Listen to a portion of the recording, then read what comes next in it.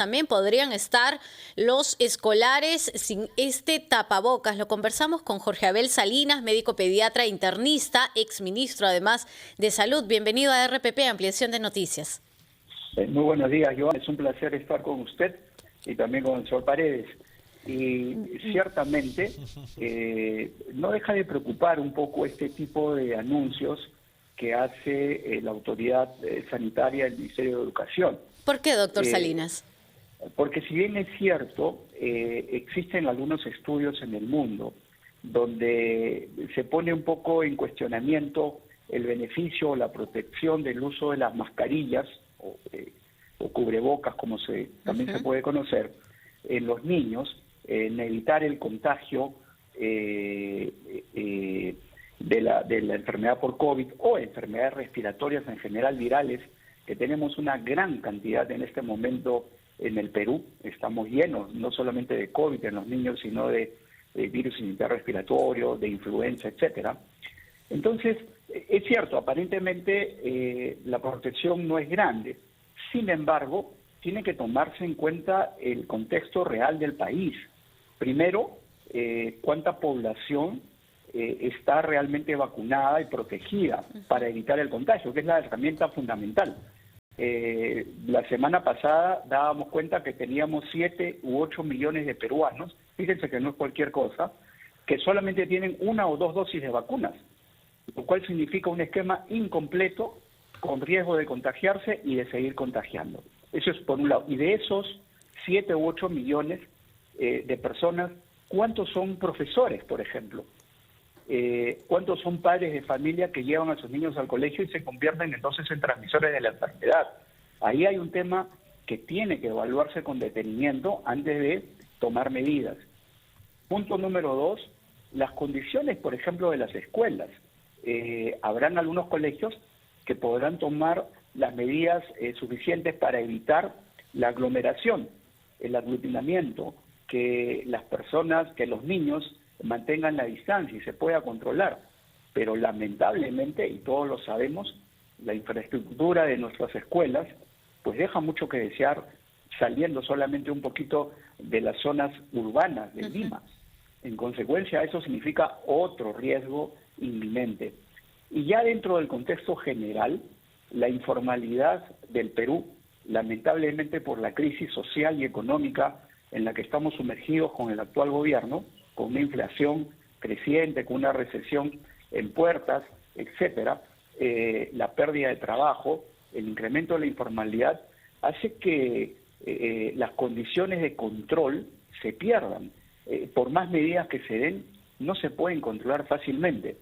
Entonces, yo miraría con mucha preocupación esta medida y más bien utilizaría a los niños como grandes comunicadores de hábitos de cuidado y protección adecuados. Acuérdense que las campañas en que usamos a los niños, por ejemplo, que le digan al papá, papá no fumes, tienen efecto importante. Entonces, con mucho cuidado, este tipo de medidas muestro mi preocupación desde luego. Doctor Salinas, muy buenos días, le saluda Carlos González. Entonces, ¿considera usted que esto se ha basado sobre todo en una decisión política más que científica? Sí, señor González, disculpe que confundí su apellido al inicio. No hay ningún problema. Disculpas del caso, pero siempre lo escucho y lo veo los domingos.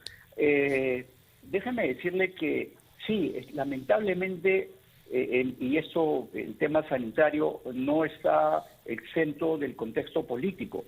Vivimos una situación muy crítica donde lo que vemos es que cada día el presidente Castillo está arrinconado, sindicado como la cabeza de una organización criminal, y entonces con detenciones de familiares cercanos, ministros en su entorno. Es decir, es incuestionable que las medidas que están tomando son absolutamente populistas en muchos aspectos para tratar de desviar la atención o generar otro tipo de preocupación en la población.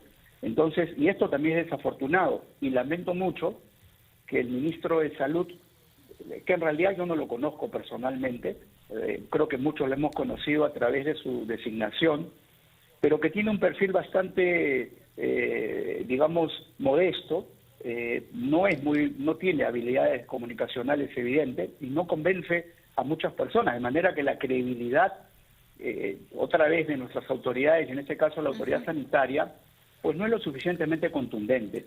Así que me parece una situación sumamente delicada las decisiones que piensan tomarse o que se están tomando. Doctor Salinas, esta semana conocíamos reportes, por ejemplo, de Ecuador, que ha dicho también uso facultativo, no es obligatorio, en general, en realidad, no solo con escolares, y veíamos hacia el otro lado, al sur, en Chile, en el que decían, no, todavía obligatorio, más aún en esta época en la que hay muchas enfermedades respiratorias en general, y cuyos síntomas podrían confundirse con COVID-19. Más allá de la estación que podamos estar pasando, ¿qué porcentaje de vacunación, por lo menos en niños y adolescentes, debíamos tener desde su punto de vista para ya tomar esta medida? Fíjese que siendo un país, el Perú, vacunador por excelencia, donde los grupos antivacunas son minoritarios, absolutamente minoritarios, y donde siempre las mamás, los padres quieren vacunar a sus niños y a sus hijos menores, nosotros deberíamos estar por arriba del 80% de dosis completas. No solamente sumar el número de dosis que se han puesto y que pueden ser 1 o 2 dosis en cada ciudadano, sino que por lo menos tengan 3 dosis, que es el esquema completo.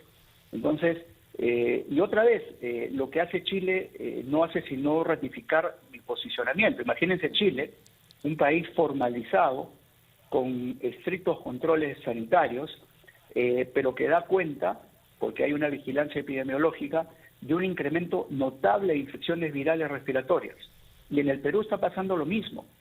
Tenemos virus de influenza, virus de sincitial respiratorio, etcétera, también de COVID, que son indistinguibles y que el uso de mascarillas nos protege.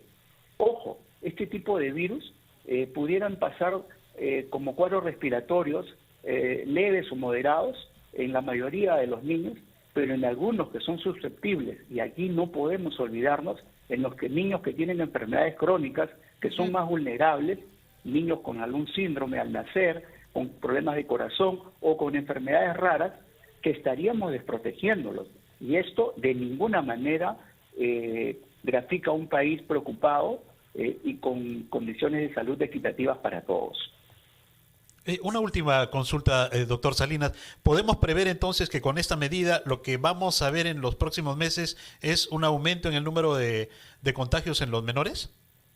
Exactamente, eso es lo que puede ocurrir y lamentablemente, ya lo vemos todos los días y los medios de comunicación, como ustedes dan cuenta, nuestros servicios de salud están en un deterioro progresivo, con escasez de medicamentos, de insumos, de recursos humanos, lo cual podría agravar más la respuesta que pudieran tener estos servicios para la atención de nuestros pequeños niños.